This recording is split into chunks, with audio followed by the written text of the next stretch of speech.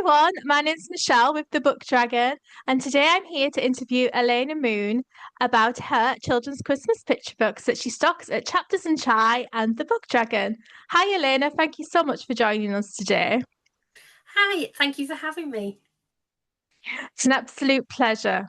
And I'd like to start by asking you about the workshop elves and the missing baubles. What was the inspiration behind creating this book? So, I had a job working in a workshop where we put all the decorations together and installed them in cafes, restaurants, bars, that sort of thing. And we'd get in the morning and we'd have a list of all the decorations we had to put together, but there was always some baubles missing. So, I thought, oh, I could write a book about this. So, I put myself in, which is here, the white hair. We have Merry Jingles, Elfie Gumdrop, and Zippity Glitter Pants. So, these are all my workmates that were there as well. Mhm. So the baubles, they come alive at night and they go and have adventures. So it's the kind of adventures you would have at Christmas. So they would go baking, or they would go to the cinema to watch a film, or they'd go dancing in a roller disco, or playing in a winter wonderland and that sort of thing. And then every morning the elves would get back in. The baubles would be missing, but there'd be clues on the floor. So if it had been a winter wonderland, there'd be water all over the floor from all the snow. Or if they'd been to the cinema, there'll be popcorn on the floor from them just chucking it at each other, and things like that. So that's where I got my inspiration from. Well, that's a fantastic story. What a wonderful job to do. And I've got to ask, do your workmates know that they've inspired these characters? Yes, yes, and they're very happy. It's funny because Mm. one of the ladies, my children only know her as Zippity Glitter Pants now. They don't use her real name. So Oh, what a fabulous name. I know. And there's a reference to DJ Michael Bauble in the roller disco scene in the book. Is Michael Bublé a festive favourite in your house? Oh, absolutely. We love a bit of Mickey Bubbles, as he used to call himself when he was out at Christmas. So, yeah, I had to put him in, obviously. Yeah, that's a really fun reference.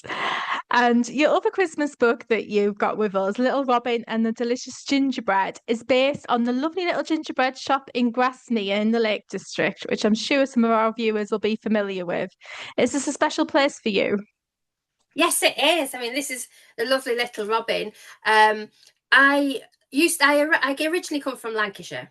So I spent a lot of Mhm. time in the Lake District and often went at Christmas, between that bit between Christmas and New Year. It was always very cold and frosty, and I'd have to go to the gingerbread shop every time that we went.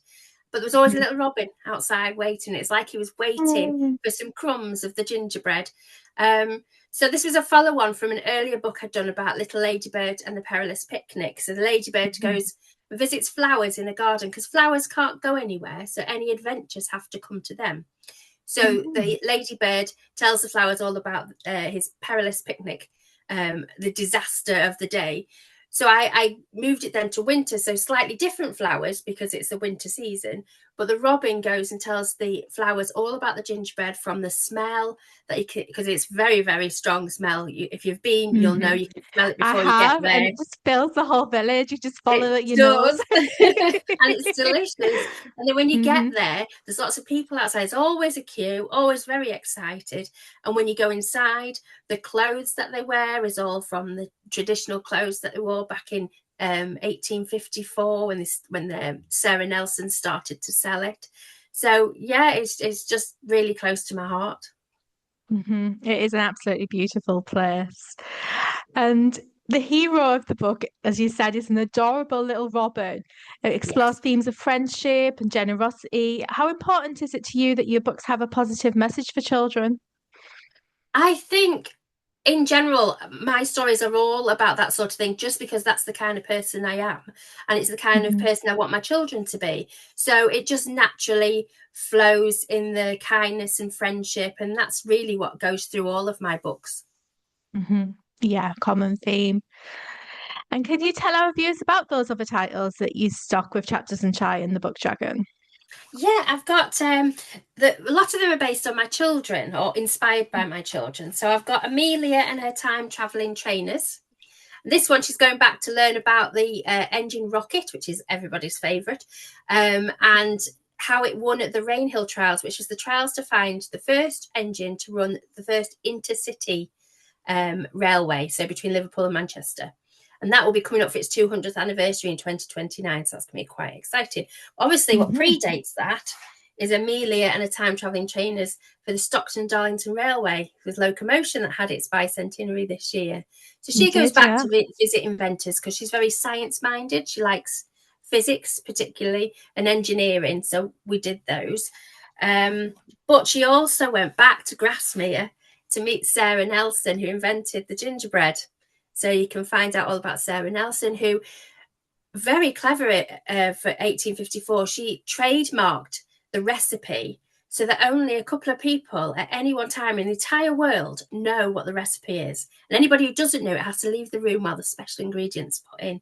So the recipe is exactly the same as it was 170, will be 171 now, years ago. So that was written for them, a celebratory copy. And there's going to be a new one next year based on sport, the invention of a certain sport. So you've got to keep an eye out for that one. So this is my middle daughter, Imogen. She liked dinosaurs. So she's very friendly as well. She helps the dinosaurs stay out of trouble.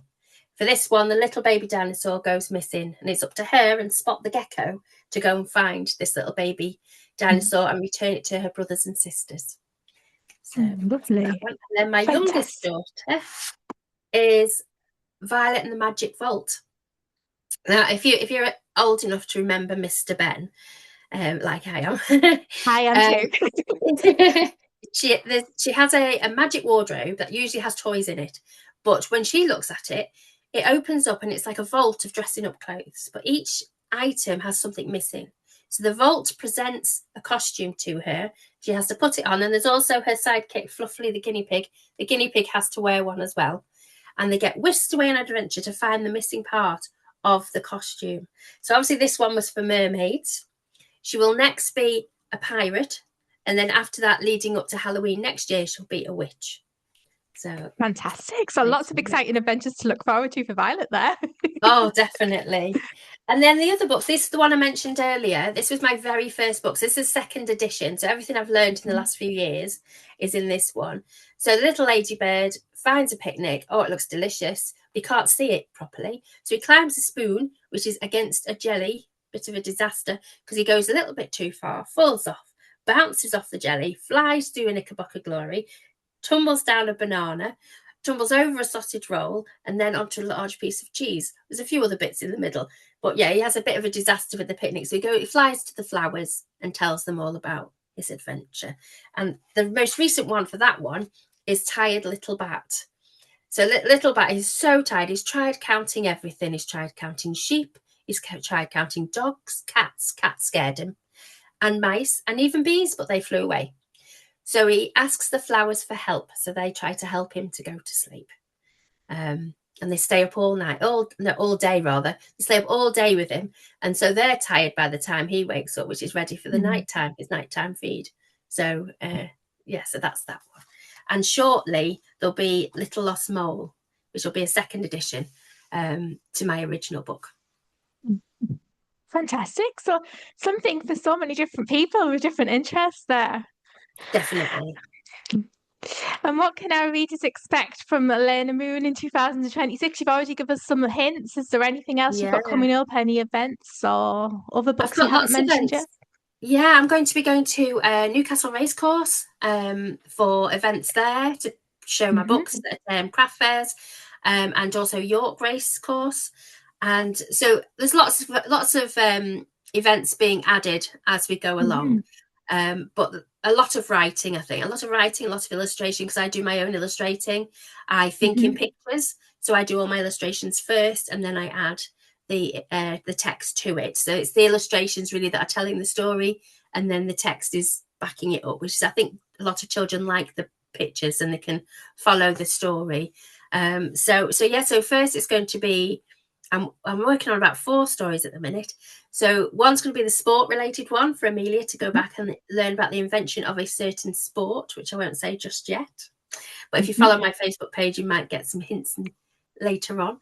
I will also be doing Little Lost Mole. So this little mole, I've done this one before, but it's this is the second edition. And he goes through the tunnels, he goes this way, that way, backwards, forwards, and he's lost and he gets really scared and a bit panicky. And it's only when he starts talking to the flowers and telling them his story, he realizes actually he's got an amazing sense of smell. And because he's relaxed enough, he remembers he can use his sense of smell, and then he knows exactly where he's got to go. So that's the little mole. And then Violet, for her pirate, she has to earn an eye patch for her pirate costume.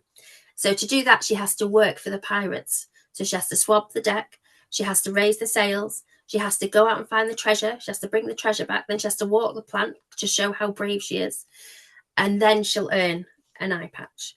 And then for the witch one, she needs a broomstick, and in order to get a broomstick, she has to learn how to fly a broom. So lots of calamity and disaster in that one, but I'm sure she'll get there in the end. Yeah, fantastic. Well, thank you for sharing all those sneak peeks with us. And it's put me in the Christmas spirit, the holiday spirit, talking about the Christmas books earlier, and also lots to look forward to into the new year. And if you'd like to get copies of Elaina's Christmas books or any of the other titles she's mentioned, you can do so at her book signing on Saturday, December the 6th between 2 and 4 p.m. It'll be taking place at Chapters in Chai at 42 The High Street. We're sandwiched between Santander and Nationwide. And as well as signing copies of her book, Elaina will be doing some readings from her books at 2 p.m. and 3 p.m. respectively. It's 2 p.m. for Workshop Elves and 3 p.m. for Little Ribbon. So why not stay for both and have a cuppa and some cake in between? Thanks so much for joining us today, Elaina, and lots of luck at your signing and beyond. Thank you very much.